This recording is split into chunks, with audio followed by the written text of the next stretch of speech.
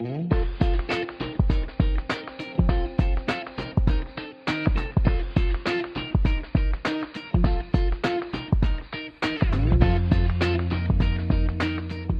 je vais vous présenter un retour d'expérience. Donc il ne s'agit pas de faire de généralisation, ce sera essentiellement mon ressenti personnel et un témoignage, en essayant de vous apporter une vision médicale forcément, puisque dans l'assistance il y a pas mal de professionnels de santé, et une vision humaine de cette expérience humanitaire sur un camp de réfugiés syriens en Jordanie.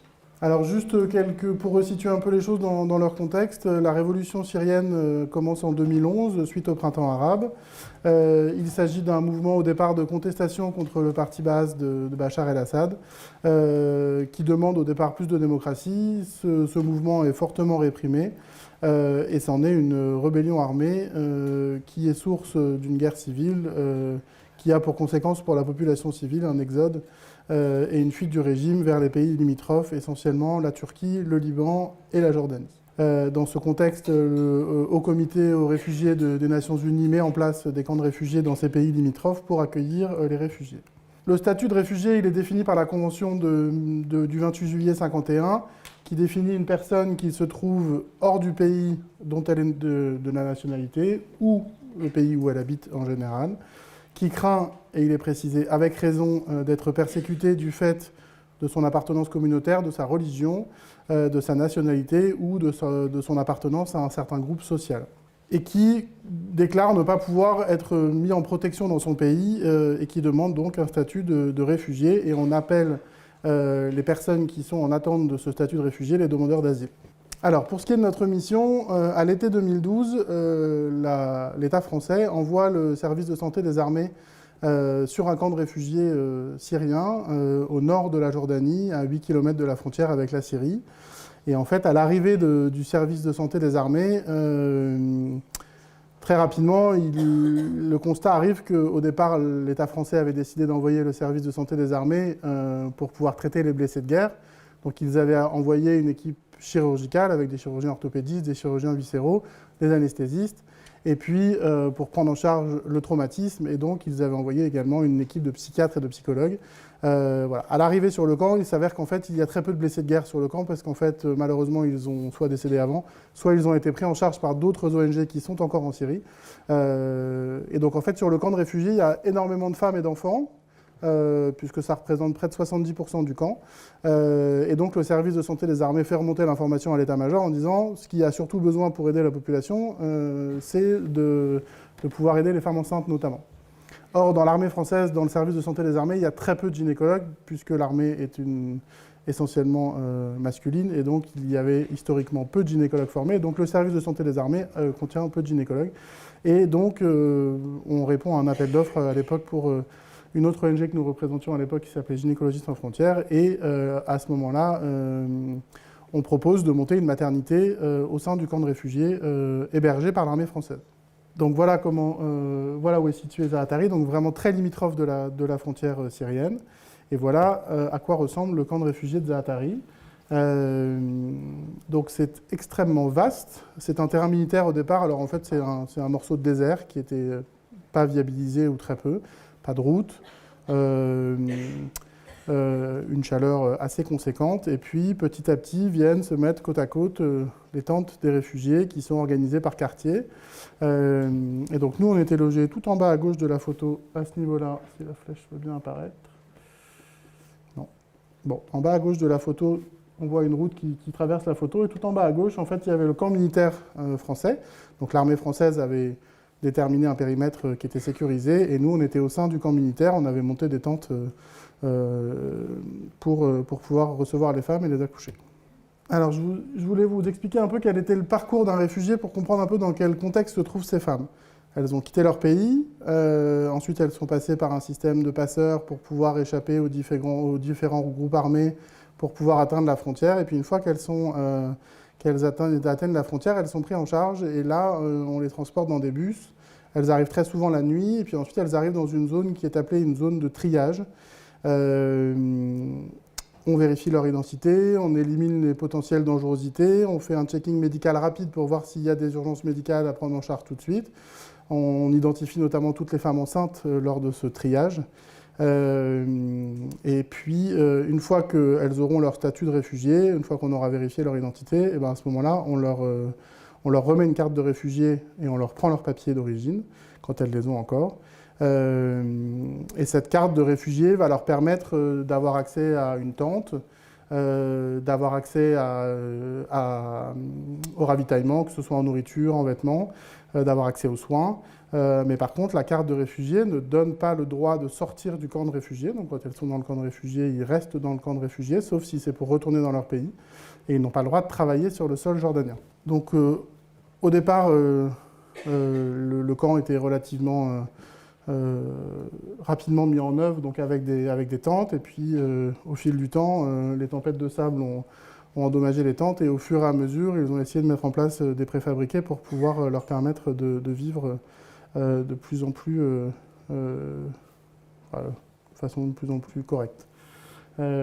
Ça, c'est un peu l'envers du décor, c'est-à-dire que voilà, très vite, on tombe dans le risque d'insalubrité, il y a des déchets partout, et puis voilà, quelques photos de séances de ravitaillement qui donnent assez souvent lieu à des émeutes, puisque les quantités sont assez limitées et la façon de délivrer les denrées, que ce soit des vêtements ou de l'alimentation, n'est pas très bien répartie, et donc source d'émeutes au sein du camp. Le camp est gardé par les militaires jordaniens, puisqu'on est sur le sol jordanien. Et quand il y a des conflits sur le camp, ce sont les militaires jordaniens qui règlent le conflit. L'armée française n'était là que pour assurer la protection au sein du camp militaire français dans le camp réfugié. Cette notion est importante parce que c'est ça qui nous permettait de faire notre métier, dans la mesure où on était la seule maternité du camp à pouvoir fonctionner 24 heures sur 24. C'est-à-dire que les autres ONG qui n'avaient pas de protection la nuit étaient obligés de fermer leur maternité la nuit, et donc nous, ça nous permettait d'accoucher jour et nuit.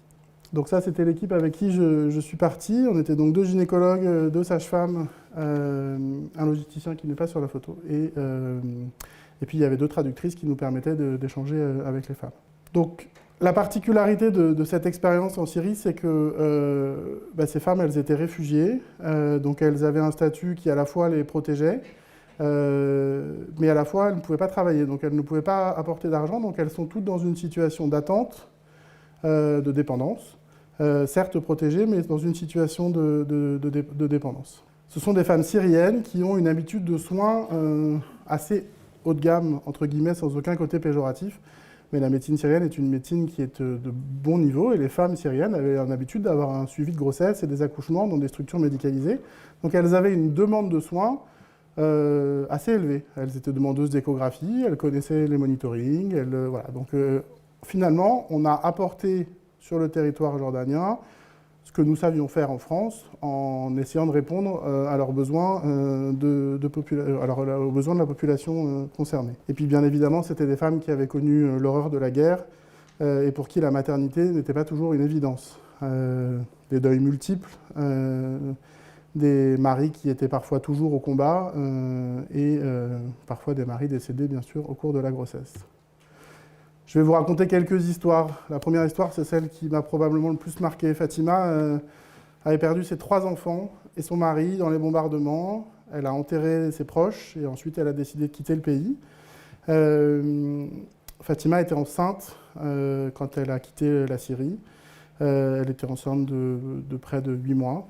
Et dans la tradition musulmane, les femmes enceintes portent le voile noir intégral. Donc là, pour le coup, on ne voyait même pas les yeux de Fatima et on ne les a jamais vus. Personne de l'équipe, elle a gardé, y compris pendant l'accouchement. Et vous imaginez un accouchement sous une tente où il fait à peu près 35 degrés. Voilà. Et elle nous a expliqué, puisque les interprètes parlaient très facilement avec les patientes et nous relatait tout à fait l'histoire de ces femmes-là.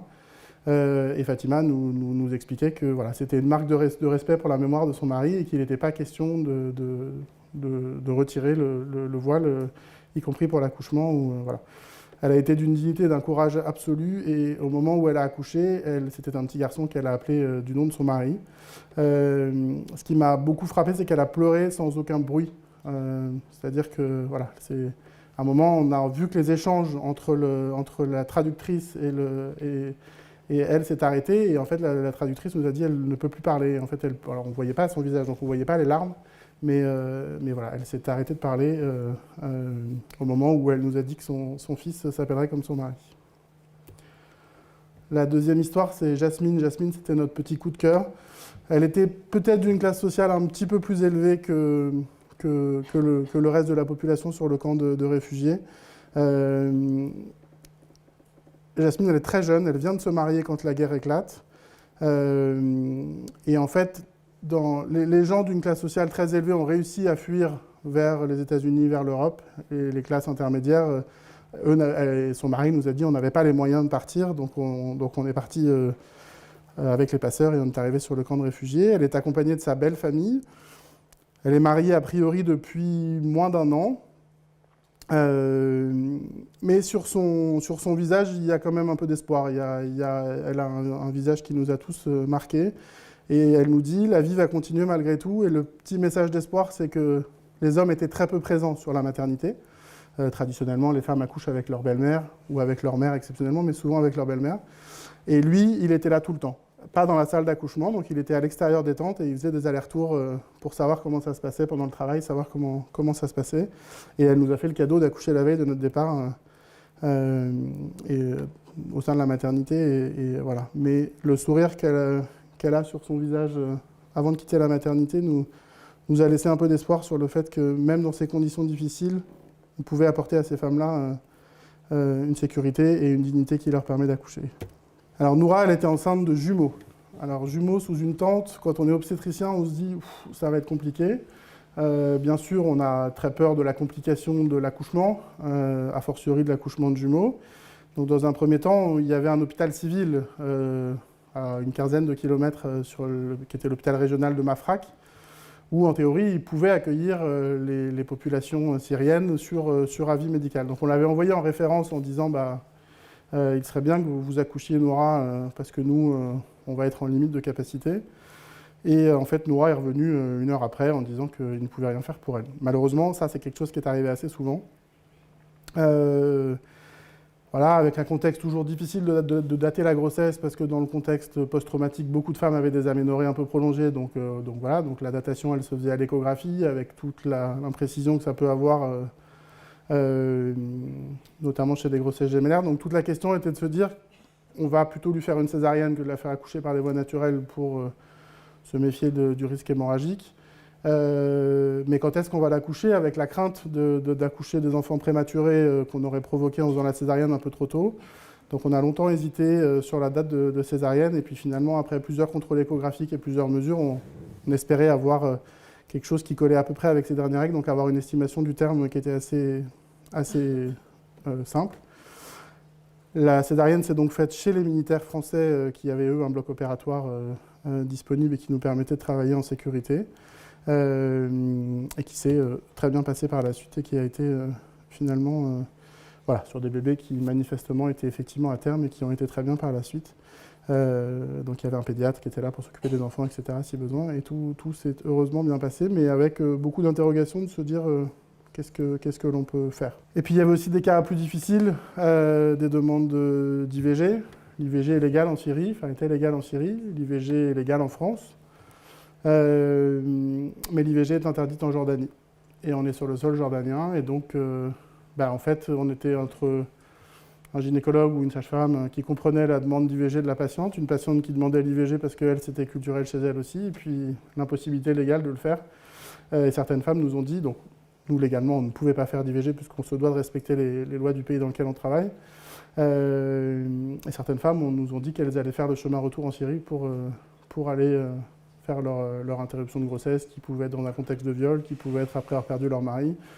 Enfin voilà, et après on n'est pas là pour juger les gens, et on peut bien entendre que ces femmes puissent avoir un accès à l'IVG, mais malheureusement, c'est une question auquel on n'a pas pu, une demande pour laquelle on n'a pas pu les aider. J'ai découvert à l'échographie un syndrome polymalformatif qui m'a beaucoup embêté, puisque très probablement cet enfant n'était pas viable. L'interruption dite médicale de grossesse n'est pas autorisée non plus en Jordanie, elle est autorisée en Syrie. Donc la femme à qui j'ai annoncé qu'à l'échographie j'avais une suspicion d'une malformation très grave m'a dit moi je ne veux pas garder cet enfant, et je lui ai dit mais moi je peux rien faire pour vous. Donc je l'ai envoyé quand même en référence à l'hôpital, qui l'a renvoyé dans sa tente 2 heures après. La crainte principale pour cette femme, c'était de se dire que si elle vient accoucher et que l'enfant décède dans le camp, qu'est-ce qu'on... Voilà, là pour le coup, on n'a pas du tout de moyens de prise en charge du corps, etc., de cet enfant qui n'allait pas vivre. Donc l'hôpital syrien avait accepté de l'accoucher et effectivement, elle a accouché quelques semaines plus tard dans l'hôpital syrien. Beaucoup d'agressions sexuelles au sein du camp, avec un travail d'Amnesty International qui avait été fait sur le camp, mais très difficile de libérer la parole, de savoir dans quel contexte c'était fait, de pouvoir aider ces femmes. Beaucoup de consultations, bien sûr, beaucoup d'aménorrhées, voilà. Et puis des choses auxquelles on ne s'attendait pas du tout en partant, c'est-à-dire qu'au bout d'un moment, il faut bien se rendre compte que l'existence d'un camp de réfugiés syriens dans un pays fait qu'on a créé une offre de soins qui n'existait pas forcément dans le pays, c'est-à-dire que les soins sont payants pour les Jordaniens en Jordanie, et les soins étaient gratuits, bien évidemment, dans la maternité qu'on avait construite pour les femmes syriennes. Donc en fait, les interprètes nous ont dit, à la fin de l'accouchement, elle n'était pas jordanienne, elle n'était pas syrienne, elle était jordanienne. Et en fait, les gens rentraient clandestinement dans le camp pour venir accoucher dans l'hôpital français. Voilà, des tensions dont je vous ai parlé un peu au début, avec voilà, des manifestations le soir qui tournaient assez facilement à l'émeute et qui faisaient que la sécurité des militaires. Alors il faut savoir que les militaires qui gardaient le camp, il y avait le service de santé des armées qui travaillait sur le côté médical, et puis la sécurité était organisée par la Légion. Donc je pense que vous savez ce que c'est que la Légion et quel profil ont plutôt les légionnaires. Pas toujours évident de leur faire comprendre que les femmes, elles criaient pendant la nuit simplement parce qu'elles avaient mal et qu'il fallait les laisser rentrer pour qu'elles viennent accoucher. Et qu'effectivement, les belles-mères et les maris pouvaient faire des allers-retours. On avait parfois du mal à mettre en adéquation la rigidité du légionnaire et la flexibilité qu'on leur demandait par rapport à la situation particulière de ces femmes. Moi, j'avais pas mal d'appréhension en y allant, en me disant comment on va gagner la confiance de ces patientes. Je suis un homme, on va dans un pays musulman, ben, ça n'a jamais posé le moindre problème. Probablement parce qu'il n'y avait pas trop d'offres de soins non plus ailleurs, et que dans leur pays, beaucoup de gynécologues sont des hommes aussi. Mais ça n'a pas posé... donc voilà, Anne-Niva tout à l'heure parlait des clichés qu'on pouvait avoir nous et qu'eux pouvaient avoir. Ben, en l'occurrence, celui-là, il n'a jamais posé problème, et c'est une mission qui a duré plus d'1 an. Et ça n'a jamais été un problème d'envoyer des hommes là-bas. Voilà. Je vous remercie.